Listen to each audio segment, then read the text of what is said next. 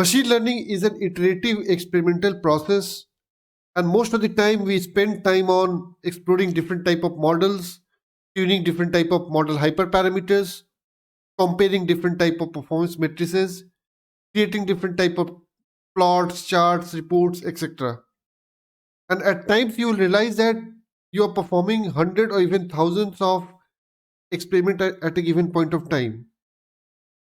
And having different code base, different notebooks, different code version increase the complexity to track and manage your model experiments. So we need a simple and efficient way to perform model experimentation so that we could understand what is working and what is not working for my model. And based on the outcome, you can optimize your machine learning workflow for a given set of hyperparameters or for a given set of performance matrices or whatever is required to produce a reliable and reproducible model experiment. So in this video, we will see how we can use MLflow model tracking, which will facilitate these type of activities and will provide a seamless experience.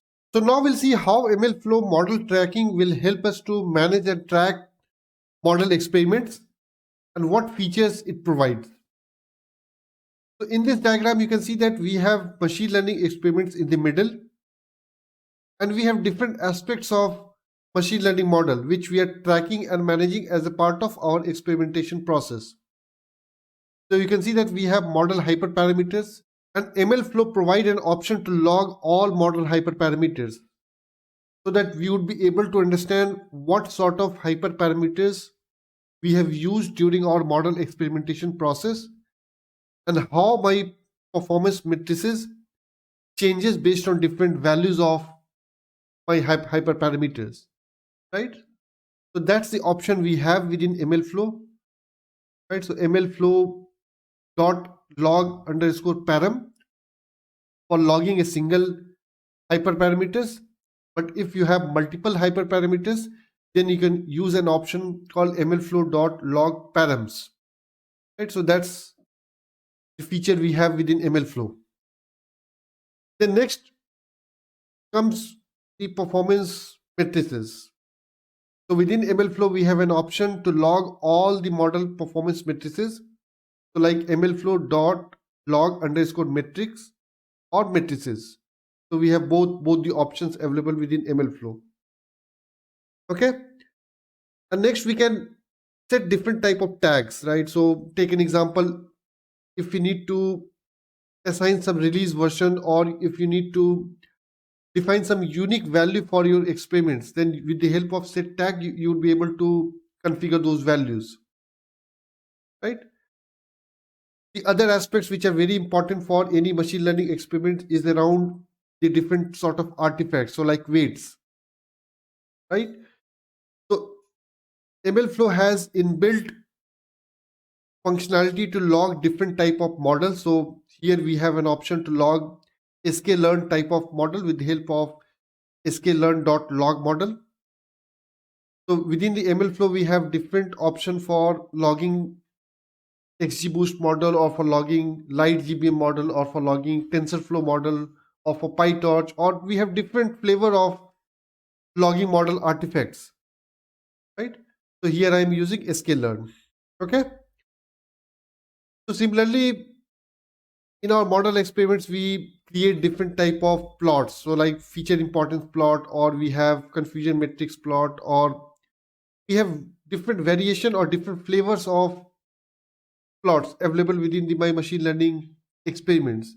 So with the help of MLflow.log artifact, we would be able to log all those artifact details in a central repository so that we would be able to visualize and understand what has happened with my model experiments and what was the report available at that point of time, right? So this option will allow us to provide that functionality. And similarly, we can log Python environment with the help of MLflow.log underscore artifact. Okay, because it's very important to store or log all your Python virtual environment detail within a central repository, so that whenever it's required to reproduce the test result, you can pull back those information from your central repository and can replicate it within your local environment. Okay, so that's the purpose of storing the Python virtual environment within a central repository. So these are the certain aspects we must need to track and monitor during our model experimentation process. Okay, and the second important aspect, we need to understand where we would be storing all these artifacts produced by my model experimentation framework, right? And here you can see that we have two different flavors of stores. One is backend store and one is artifact store. So the backend store would be used to store all the model hyperparameters which we have logged with the help of mlflow.log_param. Okay, so all model hyperparameters, all model matrices, or whatever set you have defined within your model experimentation process, these values would be stored within your backend store. So that backend store could be your local repository in case of your local testing, or it could be any SQL based database, right? So whatever is convenient for you, I mean, configure the backend store appropriately, and it can be within your local machine or it can sit within your database. Database can be on premise or database can be on your cloud, right? So depending upon your requirement, you can configure different type of backend store.